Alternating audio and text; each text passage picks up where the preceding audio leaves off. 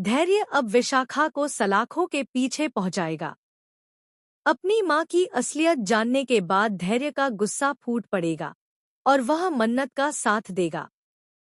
जी हाँ दोस्तों, मन्नत की आने वाली कहानी में एक बड़ा और दिलचस्प ट्विस्ट आने वाला है, जहां फाइनली आपको यह देखने को मिलेगा कि धैर्य बेहद शॉक हो जाएगा यह जानकर कि जिस माँ के लिए वह अब तक लड़ रहा था, जिसकी वजह से वह इतना परेशान था, जिसने उसे उसके बेटे से इतने सालों तक दूर रखा, वही माँ असल में उसके साथ सबसे बड़ा धोखा कर चुकी है।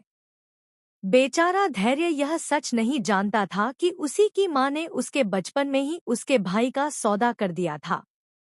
जी हाँ, विशाखा ने विक्रांत को 50 लाख रुपए में बेच दिया था। अब यह सच धैर्य के सामने आने वाला है। जब वह अपनी दादी से सवाल करेगा, तो उसे यह भी पता चलेगा कि उसके पिता की मौत की जिम्मेदार भी उसकी माँ ही थी, जो इतनी लालची थी कि उसने अपने पति को मरने के लिए छोड़ दिया और विक्रांत को बेच दिया।